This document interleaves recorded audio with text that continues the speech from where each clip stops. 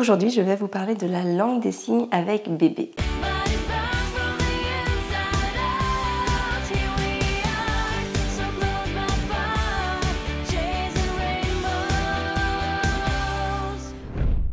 Je pense que tout le monde a bien compris ce fait, le fait que le bébé pleure, c'est vraiment sa manière à lui de communiquer. Par contre, l'acquisition de la parole ne peut se faire qu'à partir de 18 mois. C'est entre 18 mois et 2 ans que l'enfant va pouvoir apprendre à s'exprimer, à faire cette acquisition. Tout simplement, il ne peut pas le faire avant parce que les muscles de sa mâchoire ne sont pas assez développés pour prononcer des sons distincts.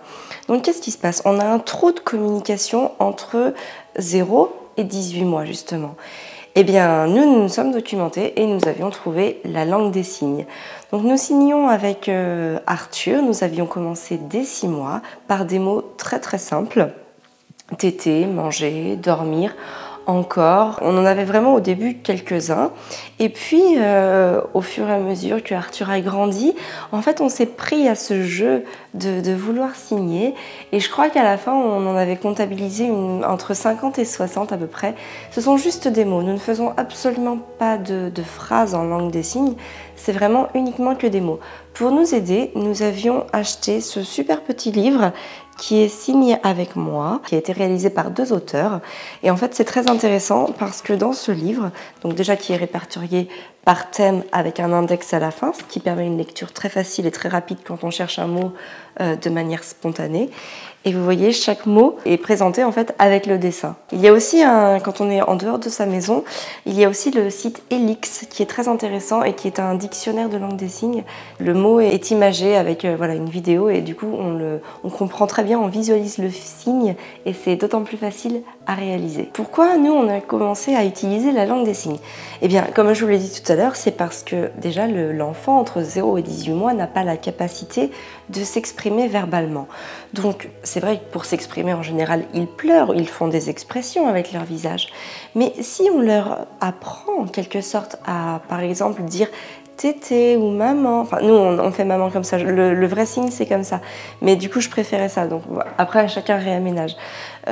C'est quand même plus facile en fait pour l'enfant de connaître les mots à utiliser. Alors il ne s'agit pas de connaître plein de mots, mais dormir, manger, tété, comme je vous l'ai dit, ce sont des mots simples qui peuvent être utilisés au quotidien. Il y a aussi le mot encore, l'un des premiers mots qu'Arthur a signé avec tété, parce que voilà, ce sont par exemple encore. Un enfant qui veut encore quelque chose, s'il ne sait pas le dire, il va pleurer, mais après il va y avoir une question d'interprétation par le parent. Est-ce que ça va être de la fatigue? Est-ce que ça va être de l'énervement? Est-ce que le parent peut interpréter, mais il n'est jamais sûr. Quand l'enfant signe encore, nous Arthur a fait ça à partir de 10 mois, 10-11 mois, c'était très simple. On comprenait tout de suite qu'il en voulait encore.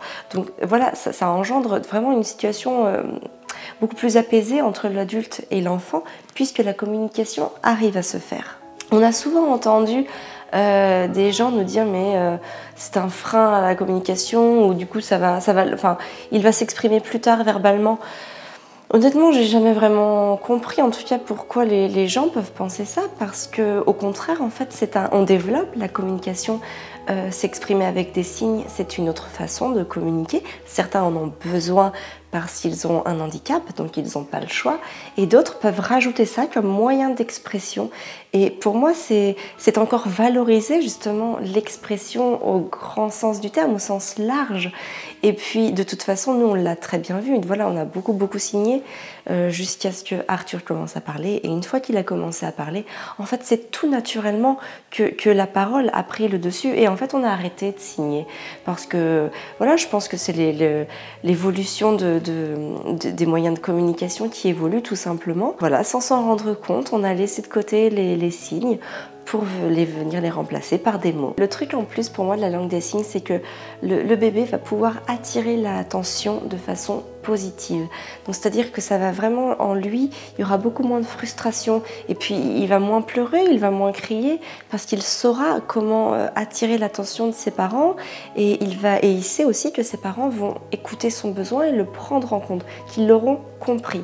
Ça c'est très important, et c'est aussi très important dans le cheminement de l'enfant, dans sa construction, et notamment vraiment la construction de son estime de soi. Alors après, il n'y a pas de règle précise quant à exactement quand commencer. Nous, c'est vrai qu'on a commencé par 6 mois.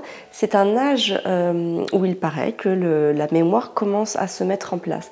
Donc du coup, c'est plus facile pour l'enfant de commencer à mémoriser à partir de ces 6 mois. Enfin, en tout cas, il en est physiologiquement plus près. Certains peuvent commencer avant, d'autres peuvent commencer après s'ils en ont eu connaissance qu'après. Il n'y a absolument aucune règle et cela n'empêchera pas un enfant de signer même si on commence à 9 mois, voire à 1 an. Il n'est jamais trop tard pour signer, les bienfaits sont toujours là. Nous, du coup, on a commencé à signer avec Gaspard. Donc pour le moment, ce sont des mots très simples. Téter, dormir, maman. Donc comme je vous l'ai dit, nous, on le fait comme ça. Mais voilà, c'est parce que du coup, j'étais moins à l'aise à le faire avec en dessous ma poitrine, c'est tout simplement ça. Après, c'est pas très grave puisque voilà, c'est vraiment un code pour se faire comprendre. Et d'ailleurs, c'est marrant parce que j'ai une amie aussi qui signe, enfin qui a beaucoup signé, et elle a une fille qui est de l'âge d'Arthur. Et en fait, on ne signait pas forcément les mêmes choses. Il y avait des mots que nous utilisions à la maison, qu'elle n'utilisait pas. Et à l'inverse, elle en utilisait certains que nous n'utilisions pas du tout. Donc voilà, c'est vraiment un code de communication surtout entre parents et enfants, vraiment pour se faire comprendre au quotidien. Alors on signait aussi bien des animaux, on a beaucoup fait les animaux puisque nous utilisions beaucoup les animaux pour jouer, mais également beaucoup de fruits et légumes, tous les mots, tout le vocabulaire autour du sommeil, autour de la table, de la toilette aussi. Et en fait on les a appris au fur et à mesure, donc pareil, pas de problème en tout cas d'apprentissage même pour nous. Nous avions le livre toujours à portée de main, donc en général dans la cuisine ou dans le salon, hein, c'est un livre qui allait d'une pièce à l'autre. Et voilà, l'apprentissage s'est fait vraiment au quotidien, au jour le jour, donc on s'est pas investi à se dire voilà, on apprend 50 mots d'un coup. Non, ça a été les premiers mots, et puis voilà, les autres ont suivi, et tout s'est fait de manière très naturelle pour nous.